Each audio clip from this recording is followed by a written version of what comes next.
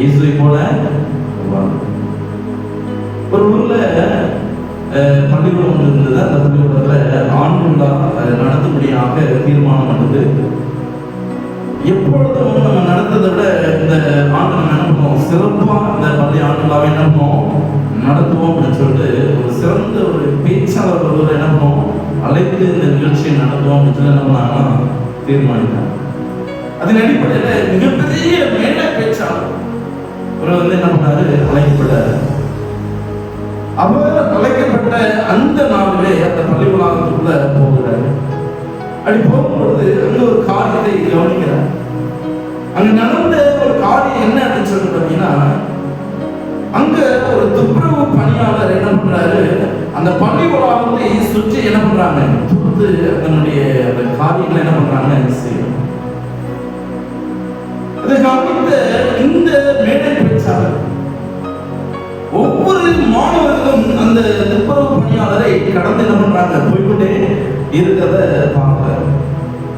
அப்பொழுது ஒரு மாணவன் மாத்திரம் என்ன பண்றா, அந்த ஐயா பக்கத்துல போய் காலை வணக்கம் ஐயா, குட் மார்னிங் அப்படின்னு சொல்லி என்ன பண்றான் சொல்லிட்டு, நீங்க என்னுடைய பள்ளிக்கூடத்தை சுத்தம் செய்து அதை கிளீனா வச்சிருக்கிறதுனாலதான் நாங்க நல்ல இயற்கை சூழ்நிலையில பாதுகாப்பு என்ன பண்றோம் இருக்கிறோம். நீங்க அன்றாட செய்த இந்த பணிக்காக நான் என்ன பண்றேன், நன்றி சொல்ற வார்த்தைகளை தெரிவிக்கிறேன் அப்படின்னு சொல்லிட்டு அந்த ஐயா என்ன பண்ற ஒரு வார்த்தையை கொடுக்குறேன். இதை கவனித்து அந்த மேடை பேச்சாளர் தன்னுடைய அந்த விழாவில் பேச வேண்டிய அந்த நேரத்தில் அவர் ஒரு காரியத்தை என்ன பண்றாரு, அவங்க எல்லா இடத்துலையும் பேச ஆசைப்படுறாரு. என்ன அப்படின்னு சொல்லி பார்த்தீங்கன்னா, அவருடைய பேச்சு உரையாடல் முடிந்த பிற்பாடு நடக்கிற சம்பவம் என்ன அப்படின்னு சொல்லி பார்த்தீங்கன்னா, இன்று நான் ஒரு மாபெரும் மனிதரை என்ன பண்ணேன் சந்தித்தேன். அந்த மனிதர் வேற இல்லை, இங்கதான் என்ன பண்றாரு இருக்கிறாரு. அந்த மனிதர் யாருன்னு உங்களால சொல்ல முடியுமா அப்படின்னு சொல்லிட்டு அந்த பேச்சாளர் என்ன பண்றாரு கேட்கிறாரு. அப்ப கேட்கும் பொழுது அங்க கூடி இருந்தவங்க என்ன பதில் சொல்லியிருப்பாங்க நீங்க நினைக்கிறீங்க? என்ன பதில் சொல்லியிருப்பாங்க? அவருக்கு சொன்னாங்கன்னா, என்னுடைய தலைமை ஆசிரியர் என்ன பண்ணாங்கன்னா சொன்னாங்க. அப்ப அந்த மேடை பேச்சாளர் சொல்றாரு, இல்ல உங்க தலைமை ஆசிரியர் கிடையாது அப்படின்னு சொல்றாரு. அப்போ ஒரு மாணவன் என்ன சொல்றான், என்னுடைய கிளாஸ் டீச்சர் அப்படின்னு என்ன பண்றாங்க சொல்றாரு. அப்போ அந்த மனிதர் சொல்றாரு, இந்த கிளாஸ் டீச்சர் என்ன பண்ணாரு கிடையாது அப்படின்னு சொல்லிட்டு சொல்றாரு. சரி, அப்போ வேற யாரும் நீங்க சொல்லுங்க அப்படின்னு சொல்லிட்டு என்ன பண்றாரு இந்த பேச்சாளர் கேட்கிறாரு. அப்போ அவங்க என்ன சொல்றாங்க, என்ன நினைக்கிறாங்க அப்படின்னு சொல்லி பார்த்தீங்கன்னா, அப்போ முதல் ரேங்க் எடுக்கிற மாணவனை தான் சொல்றாரு போல அப்படின்னு சொல்லிட்டு அவங்க கிளாஸ்ல உள்ள ஒரு முதல் மாணவனுடைய பேர் என்ன பண்றாங்க சொல்றாங்க.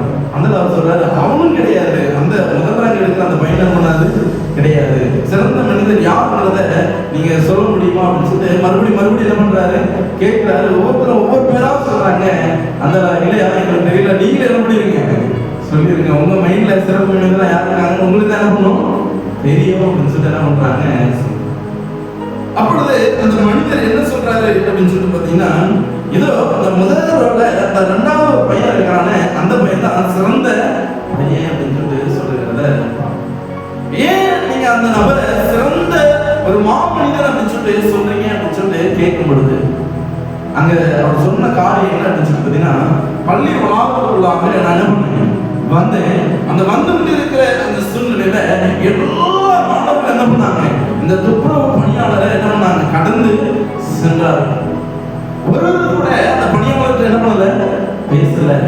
ஆனா இந்த சிறுவன் மாத்திரம் போய் என்ன பண்ணாங்க அவங்களுக்கு பேசி, அதாவது காலை வணக்கம் சொல்லி, உங்க பணிக்கு நன்றி, நீங்க தினமும் சுத்தமா எங்களுடைய பள்ளி வளாகத்தை வச்சிருக்கனாலதான் நாங்க சுத்தபத்தமா என்ன பண்றோம் அந்த பள்ளிக்கூடத்துல படிக்கிறோம் அப்படின்னு சொல்லிட்டு அந்த ஐயா என்ன பண்ணா வாழ்த்துனான். அப்போ ஏன்பா நீ யாருமே கண்டுவிடாத அந்த பணியாளர் நீங்க கண்டுகிட்ட, நீ அவங்களுக்கு வாழ்த்துன்னு சொன்ன அப்படின்னு சொல்லிட்டு நான் அந்த பையனை கேட்டேன். அப்போ அவன் சொன்னா, என்ன படைச்ச ஆட்கள் இருக்கிறாரு, அவர் எல்லாம் என்ன பண்ணாரு மதித்து நடந்தார். நானும் அவரை போல எனக்கு என்ன பண்றேன் ஆசைப்படுகிறேன் அப்படின்னு சொல்லி அவன் என்ன பண்ணான் சொன்னான். உடனே கேட்ட அந்த மேடை பேச்சார் சொல்றாரு, இந்த பையன் இந்த சிறுவனா இருக்கிற இந்த பிஞ்சு உள்ளத்துல கூட ஆண்டு என்ன பண்றாரு வாழ்கிறாரு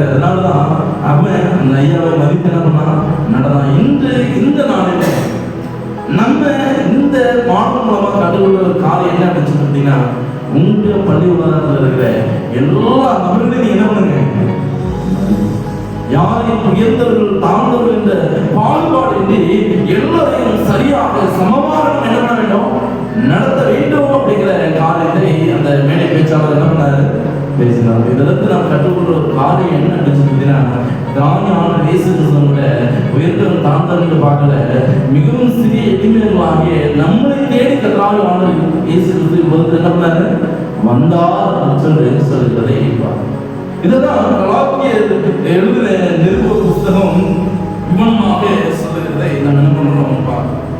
என்னோட கூட எடுத்து வாசிங்க. கலாத்தியர் 2வது அதிகாரம் 20வது. இனி வாழ்கிறது நான் அல்ல, கிறிஸ்துவே என்னில் வாழ்கிறார் அப்படின்னு சொல்லுகிறதை பார்க்கிறோம். இன்று நாம் சந்தித்த மிகப்பெரிய மனிதர்ல அந்த பையன் நமக்கு சுட்டி காட்டுற ஒரு காரியம், மக்கள் நம்முடைய வார்த்தைகளை மறந்து விடலாம், ஆனால் நாம் அவர்களிடம் காட்டிய அன்பு காரியங்களை அவர்களால் என்ன முடியாது, ஒருவர் மறக்கவே. நாம் எப்படிப்பட்ட கிறிஸ்தவ அன்பை மற்றவர்களிடத்துல விதைக்கிற பிள்ளைகளாக இருக்கும், சிறுவர்கள் போல மற்றவர்களிடத்துல சக அன்பு பாராட்டுகிற பிள்ளைகளாக நாம் இருக்கிறோம். வாழ்கிறது நான் அல்ல, கிறிஸ்துவே நம்ம என்ன பண்றாரு, வாழ்கிறார் அப்படின்னு சொல்லுகிறதை இன்று நம்ம கேட்ட